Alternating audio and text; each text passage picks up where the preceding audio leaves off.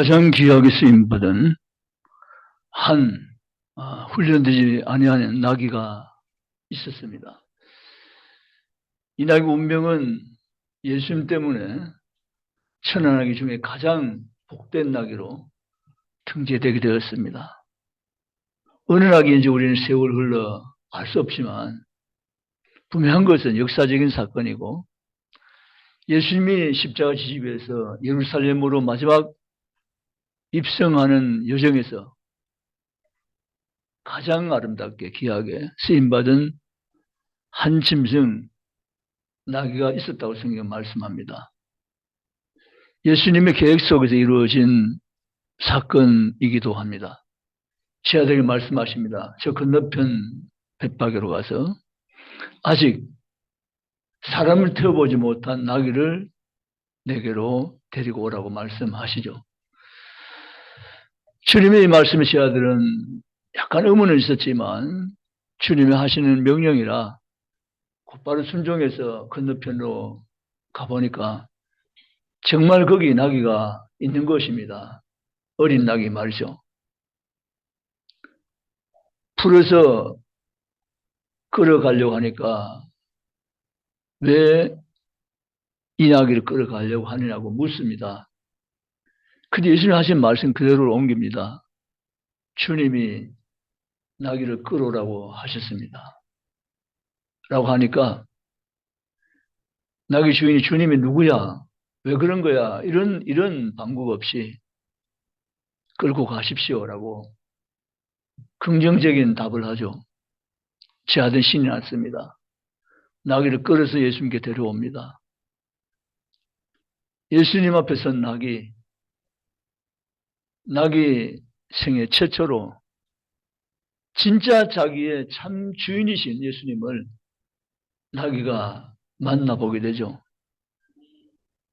얼마나 큰 기회며 축복이며 영광이었습니다. 아직 사람을 태워보지 못한, 훈련되지 못한 나귀였기 때문에 능수하게 사람을 태울 수는 없습니다. 예수님은 그 나귀 등에 타십니다. 그리고 예루살렘으로 들어가시죠. 지금 우리 그 모습을 한번 찾아가서 살펴봅니다. 우스꽝스러운 모습일 수도 있죠. 위험한 모습일 수도 있죠. 뒤뚱거리면서 예수님을 처음으로 태워서 들어간 나귀의 모습, 그 방송은 하늘에서 중계되는 방송이었습니다. 하나님이 지켜보시고 계셨죠. 나귀 이렇게 귀하게 쓰임 받을 줄 나귀도 몰랐던 일이고 제할도 몰랐던 일이긴 하지만 한 분 아시고 계신 분이 계신데 그분이 하늘에 계신 내 아버지 하나님이셨습니다. 저 나귀는 내 아들을 태우게 될 것이다. 세상 죄를 지고 하나님의 어린 양 예수를 등에 태우고 예루살렘으로 갈 것이다. 하나님은 아셨습니다.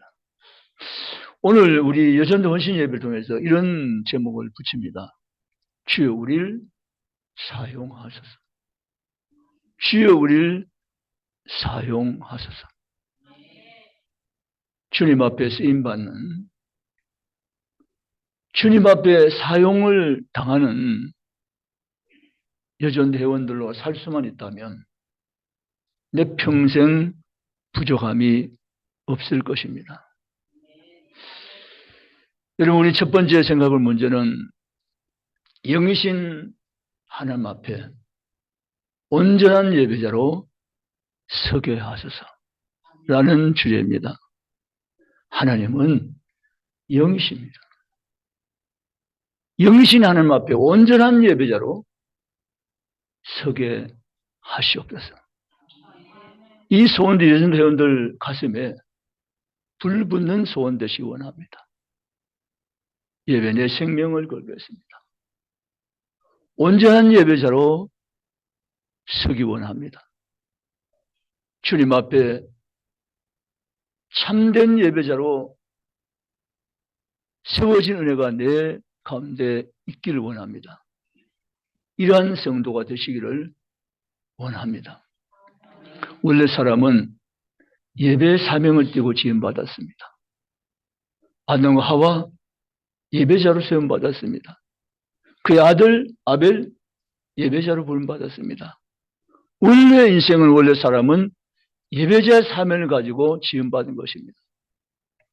그런 세월이 흐르면서 인간의 참모습을 상실해 갑니다. 예배자의 모습이 점점 심해져 갑니다. 그리고 예배자가 아닌 것을 예배자로 삼아 섬기고 우상을 숭배하기 시작합니다. 하나님의 원래 계획대로 인간은 서지 못한 것을 하나님은 보셨던 것입니다. 하나님 어느 날 아담의 두 아들이 예배하는 것을 하나님은 바라보십니다. 그 이름은 아벨과 가인이죠. 성경에 보면 창세기 4장 4절에 아벨의 제사는 하나님 받으시고 가인의 제사는 물리치웠다고 말씀합니다. 여기는 해석은 분분하지만 분명한 것은 아벨의 예배는 하나님의 기쁨이 되는 예배였다는 사실입니다. 그 주석을 히브리 12장 4절은 아벨은 첫 새끼로 하나님께 예배했는데 아벨 예배를 기쁘게 하나님이 연락하셨다고 말합니다. 아벨 예배는 하나님이 기뻐하시는 예배였기 때문에 그렇습니다. 같은 예배 형식이지만 하나님은 가인 예배를 받지 않으십니다. 예배를 드렸으면 받아야지. 아닙니다. 예배를 받는 것은 내 편이 있는 것이 아니고 하나님 편이 있음을 아시기 바랍니다. 우리가 예배를 드릴 수 있지만 예배를 받으시는 것은 하나님 편이신 것을 잊지 마시기 바랍니다.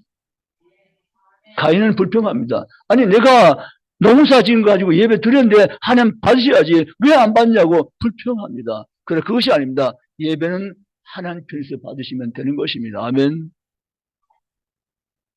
하나님은 아벨 예배를 받으셨습니다. 그 아벨의 영예배가 지금까지도 그 정신이 이어져 가면서 오늘도 하나님은 예배 현장을 바라보시면서 아벨처럼 예배한 자가 있느냐고 찾아가 계십니다. 물론 예배 숫자가 많은 것도 중요하고 예배가 큰 것도 물론 의미가 있지만 그게 아니라 하나님 오늘도 당신께서는 아벨의 영을 가지고 아벨처럼 예배하며 주께 나오는 자를 하나님은 찾아 계시고 그를 통해서 하나님은 기쁨을 가지어 계십니다. 그럼 우리 예배 드릴 때 무조건 예배만 드리면 되는 것은 아닌 것입니다. 예배 시간이 되었고 찬양 울려 퍼지고 기도가 시작되고 말씀 봉독되고 설교 선포되고 예배를 드리는 것 중요하지만 그 예배 형식보다 더 중요한 또 한 가지는 예배자의 영적 준비인 것을 믿으시기 바랍니다. 영과 진리로 예배할지는 온전한 마음으로 예배할지는 참마음으로 예배할지어다. 우리가 준비된 예배로 하나님의 영이신 하나님 아버지 앞에 참 예배 나가는 예배자가 될 수 있기를 주님의 축원합니다. 우리 예배 1시간만 지나가면 되는 것이 아닌 것입니다. 어떤 분이 그렇게 이야기했습니다. 예배는 주일 오전 11시에 시작되는 것이 아니고 예배는 일주일간의 삶이 예배의 전형이다 이렇게 말합니다. 삶의 예배를 말한 거죠. 삶은 전 예배가 아니었고 여기다 형식적인 예배는 참 예배인 것처럼 그렇게 예배 올려드리는 모습은 있지만 나아가서 삶의 예배를 찾아볼 수 없다면 그 예배가 하나님 마음을 움직이는 진정한 예배일까라는 의문을 가지게 되어집니다. 여러분, 우리의 예배는 영이신 아버지 앞에 참으로 진리의 영으로 아버지 앞에 온전한 예배로 주께 드리는 여전도 헌신 예배, 여전도 회원들 우리 모두가 다 되시기를 주님의 이름으로 축복합니다. 요한복음 4장에는 사마리아 한 여인이 예수님을 만나게 되어집니다. 요한복음 4장에는 여인의 이름은 없습니다. 한 여자가 이렇게 한 여자. 그런 이름은 없지만 한 여자가라는 그 여인 정말 의미 있는 시대 쓰임받은 예배자였습니다. 그 예배에 목말라 한 사람이었습니다.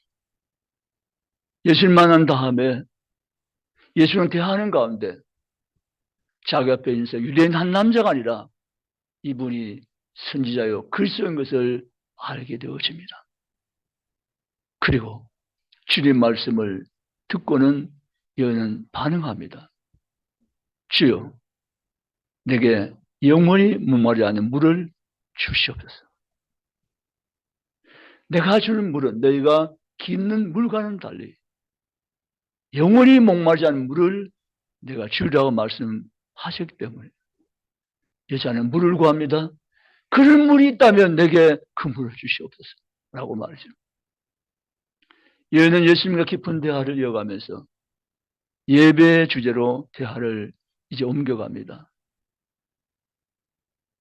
우리가 어디서 예배를 해야 합니까? 라고 물을 때 예수님은 예배 장소가 중요한 것보다 더 중요한 게 있다고 말씀하십니다. 하나님은 영이신이라고 비로소 말씀하십니다. 하나님은 영이시니 예배한 자가 신령과 진리로 예배할지니라. 사랑하는 성도 여러분, 영이신 하나님께 진리로 예배하며 죽게 나갈 수 있는 여전대 회원되며 성도 되시기를 주의 이름으로 축원합니다. 내 생에 목숨 걸 일이 있다면 예배해야 합니다. 하나님, 난 예배 없이 못 삽니다. 난 예배가 너무 좋습니다. 영신 하나님께 내가 올려드린 예배로 주님을 만나고 경험하고 주님과 함께 하길 내가 원하나이다. 내 영을 깨끗하게 하시고 내 영을 정결케 하시고 참되고 살아계신 하나님께 온전한 마음으로 진리의 영으로 예배하는 거룩한 예배자가 되게 나를 세워가 주시옵소서. 그런 그리스도인이요 성도가 되시기를 주님의 이름으로 축복합니다. 두 번째, 영신 하나님 앞에 기도자로 서게 하소서. 따라서 영신 하나님 앞에 기도자로 서게 하소서. 아멘. 기독교 신앙은 기도의 신앙입니다. 기도를 빼면 기독교가 아니라고 말할 만큼 기도는 중요합니다. 우리의 영적 생활은 이어져가는 계속적인 기도로서 가능합니다. 그래서 삼일선지자는 너희가 기도한 죄를, 기도와 쉬는 죄를 범치 말라고 하셨죠. 바울은 쉬지 말고 기도하라고 하셨습니다. 예수님은 기도로 사셨습니다. 우리 언성도가 기도로 깨어쓰시기를 주의 이름으로 바랍니다. 자, 이런 설교를 하면 성도의 부담이 되어가지고 내일 새벽 기도에 올라오는 성도들이 계십니다. 이게 이제 이 말이 이제 부담이 되는 거예요. 목사님, 왜 저만만 안 했으면 오늘 설교 진짜 짱이었는데 저 말을 해가지고 라고 생각하는 분도 우리 가운데 계실 수 있습니다. 목사님 이해해 주세요. 저는 새벽 기도 체질이 아니어서 정말 죄송해요. 그런 분도 계십니다. 그럼에도 불구하고 우리는 기도로 회복하셔야 됩니다. 기도하셔야 됩니다. 전 우리 새벽 기도를 보면 이런 생각을 저 혼자 해봅니다. 당번을 정할까? 매일 나오기는 정말 힘드니까 리듬이 안 됐으니까 그럼 당편 정해서 월 누구, 하 누구, 수 누구, 목 누구 그렇게 할까?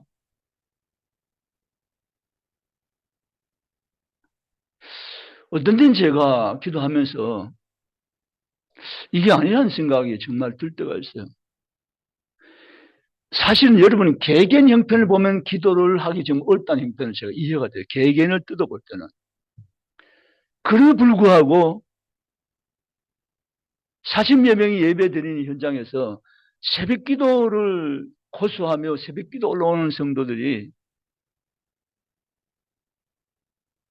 왜 이렇게 드물까라는 생각을 해볼 때 저 자신도 때로는 좀 답답하기도 하고 힘드는 부분도 있죠. 여러분, 기도란 것이 정말 쉬운 건 아니죠. 그러나 또 한 번 우리는 다시 생각해 보면 영신 하나님 아버지 앞에 기도하라고 내가 세워져야만 내가 살고 내 자녀가 살고 내 가정이 살고 내 교회가 살고 내 민족이 살고 지구촌이 사는 줄 믿습니다. 우리 가진 성경을 한번 읽어보면 이런 성경이 있습니다. 하나님이 약속하셨다고 말씀하셨느니라. 그래도 너희는 하나님께 구하여야 할지니라. 하나님이 약속을 하셨어요. 약속은 했으나 우리 펴져야 될 사명은 그래도 너희는 내게 구하여야 할지니라. 열왕기상 18장 1절에 하나님이 비를 내리겠다고 약속하셨어요. 약속하셨지만 엘리야는 기도하여야 할지니라. 아멘. 여러분, 우리는 기도하셔야 됩니다. 기도는 호흡입니다. 생명호흡이죠.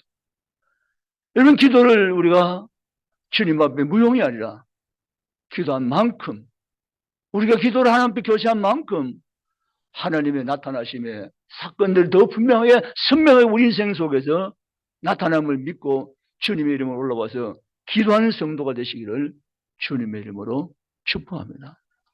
여러분, 우리 모세는 기도의 사람이었습니다. 엘리야 기도의 인물이었습니다.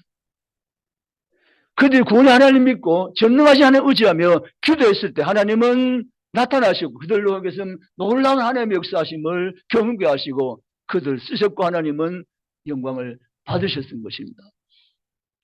우리도 마찬가지 하나님께 기도할 수 있기를 주의 원합니다. 내가 못하고 내가 할 수 없는 그 일을 나는 어떻게 할 수 없는데 기도하면 하나님은 그 기도를 들으시고 하나님께서 정하신 때 하나님 원하신 방법으로 하나님 일하심을 믿고 주님 이름 앞에 기도할 수 있기를 주의 이름으로 축원합니다. 제가 말씀드렸지만 그리스도인의 저주가 있을까? 없습니다. 어떤 집회에서는 가계 저주 이런 설교 제목을 달고 막 성도들 막 두드려 잡는 이제 그 집회라 설교를 했거든요. 두드려 잡는 거. 저는 성도 두드려 잡는 게 잘 못해요. 그것도 필요하면 해야 되는데 이거 못해 두드려 잡는 거. 근데 막 성도 이제 두드려 잡는 집회인데 가계의 저주를 막 이야기하는 거죠. 성경 구절도 보면 뭐 3세대까지 저주를 내리라 뭐 이런 말씀도 있고 뭐 이런 내용들이 섞어가지고 막 하는 거죠. 근데 그게 복음적으로 해석해 보면 그 설교는 지나친 설교예요. 여러분, 예수 믿을 때 저주는 내게 떠나간 것을 믿으십니까? 잘 안 믿으시는 것 같네요. 이렇게 예수 믿을 때 저주는 떠나간 걸 믿으십니까? 아멘! 아멘! 막 이러는데 그런 분이 없는 거 보니까 믿는 건지 안 믿는 건지 우리 교인들의 어떤 반응이라고 할까요? 예, 믿는 건지 안 믿는 건지 잘 모를 수밖에 없는 거. 한 번 더요. 예수 믿을 때 저주는 떠나간 것을 믿으십니까? 믿어야 됩니다. 내가 예수를 믿을 때 저주는 내게서 떠나갔다는 거예요. 믿으셔야 돼요. 아멘. 하나님의 자녀의 저주는 더 이상 없습니다. 존재할 수 없습니다. 저주는 내게서 떠나가 버렸습니다. 예수 믿을 때 저주는 내게서 끊어졌습니다. 이걸 믿으셔야 돼요. 그러면 예수 믿는 사람이 당하는 고난과 시련은 도대체 뭐냐? 그건 저주한 전혀 다른 동네의 얘기죠. 사실 우리 하나님이 우리의 믿음을 훈련시키십니다. 성숙시켜 가십니다.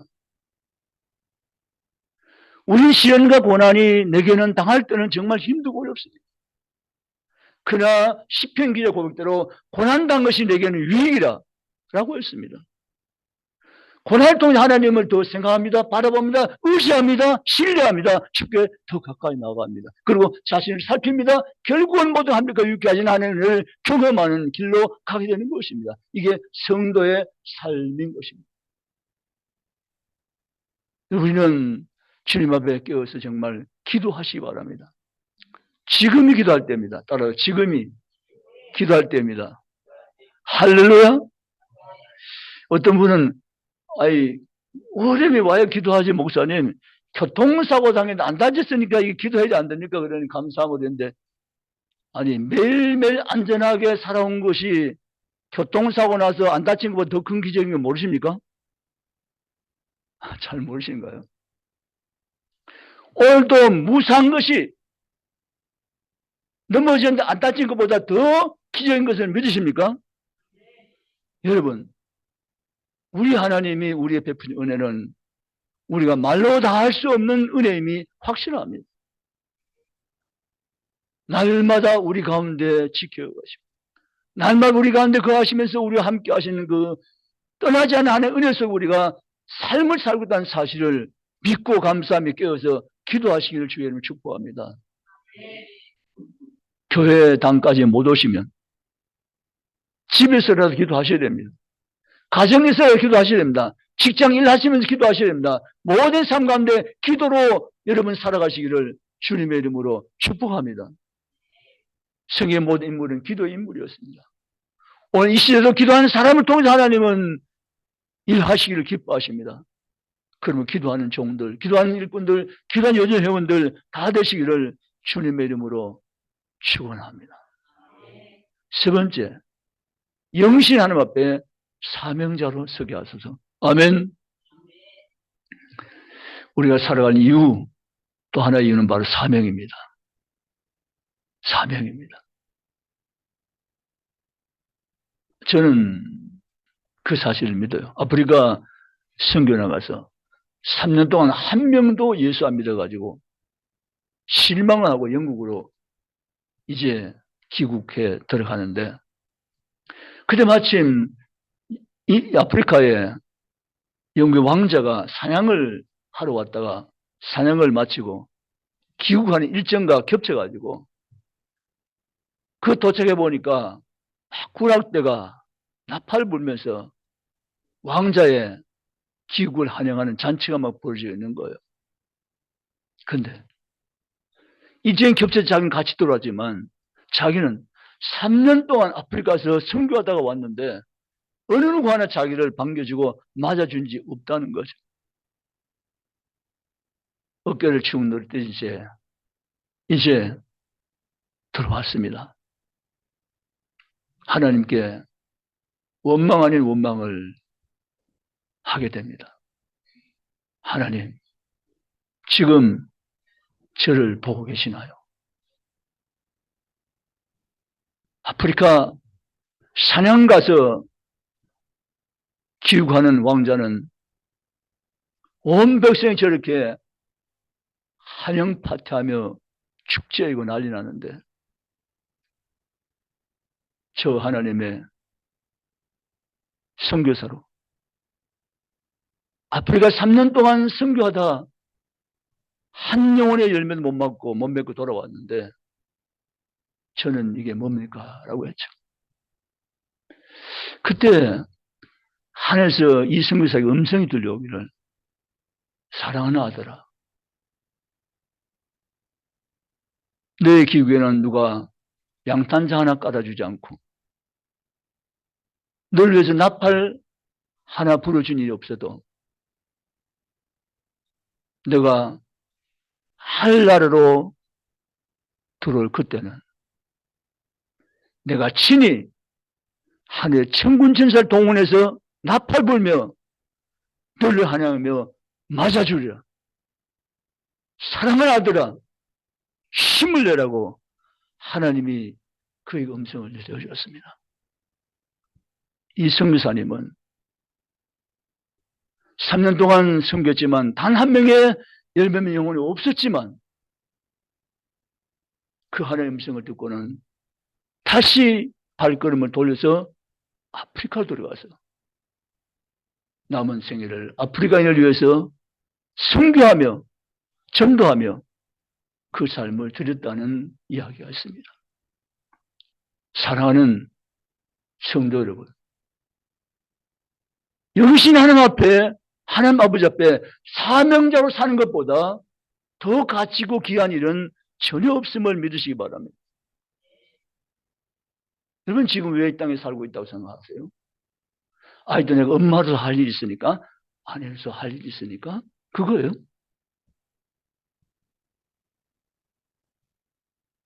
그 삶의 수준이시라고요. 만약 여러분 그렇다면 내가 아직은 아내도 필요하고 내가 아직은 엄마도 필요한 삶 때문에 내가 산다고 한다면 그것은 보통 사람들의 일반 사람들이 사는 수준과 같은 거죠. 그렇지 않습니다.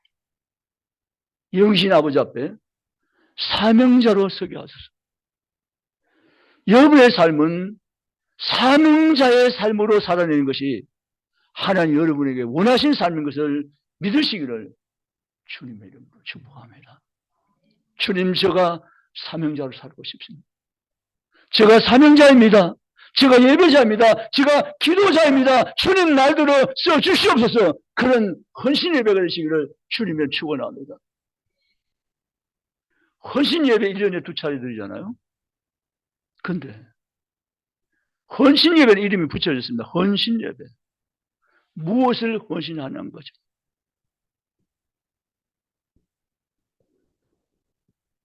어떤 분들은 그렇게 기도하시기도 하시잖아요. 이름만 헌신하지 말고 진짜 헌신하는 저희들 되게 주시옵소서. 그런 기도도 하세요. 왜 그런 기도가 나올까요? 했을까요? 헌신 예배는 하는데 헌신은 없는 삶이 또 반복되니까 그런 기도를 자연스럽게 할 수밖에 없다는 거죠. 여러분 모두가 사명자로 사시기를 주의 이름으로 축원합니다. 내 사는 이유는 사명 때문이고 나는 사명자의 삶을 남은 때에 살아나가겠다. 이 결심을 굳히고 사명자 인생을 걸어가는 그리스도인 되시기를 주님의 이름으로 축복합니다. 바울은 사명자의 삶이 무엇인가를 제대로 챙기지 못했다가 담메색에서 예수를 만난 다음에는 사명자 의식을 회복했습니다. 하나님 원하시는 길을 가야 사명자지 자기 멋대로 자기 마음대로 하는 게 사명자가 아니거든요. 바울은 하나님 관계없이 복음 관계없이 자기 판단대로 사명을 감당한다고 해서 그날도 담메색으로 공문 받아가지고 교회를 핍박에 달려간 거였거든요. 그래서 주님 만난 다음에 사명이 무엇인가를 온전하게 깨닫습니다. 바르게 깨닫습니다. 바르게 깨달았죠. 그러고 난 다음에 바울은 사명자의 삶이 내 삶의 이유라는 것을 분명히 하고 그날 이후로 주님 부르실 때까지 사명자의 삶을 온전히 살아낸 사람이 바울인 줄 믿습니다. 여러분도 그렇게 되시기를 주님을 축원합니다. 눈은 여러분 총명하셔야 됩니다. 귀는 밝게 열려야 됩니다. 가슴은 뜨거워야 됩니다. 사명의 삶으로 깨어서 사명의 길을 달려가며 걸어가시기를 주의 이름으로 축원합니다. 여러분이 향한 하나님의 사명이 있습니다. 각자 하나님 주실 사명이 있습니다. 그 사명을 발견케 하시고 사명자 정신을 가지고 내가 이 땅의 삶을 살아내게 하시옵소서. 그런 그리스도인 되시기를 주의 이름으로 원합니다. 사명자에 사는 사람은 날마다 가슴이 뛴다라는 책이 있습니다. 날마다 뭐가 뛰어? 가슴이 뛴다.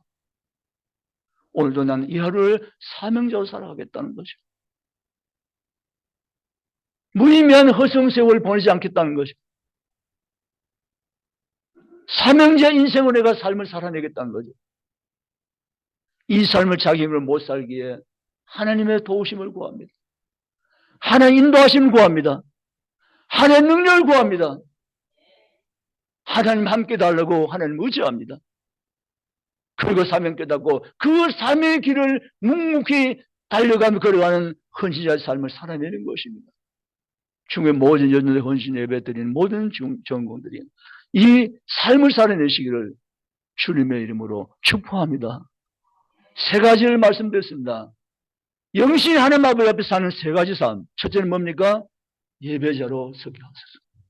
두 번째는 뭡니까? 기도자로 서게 하소서. 세 번째는 사명자로 서게 하소서.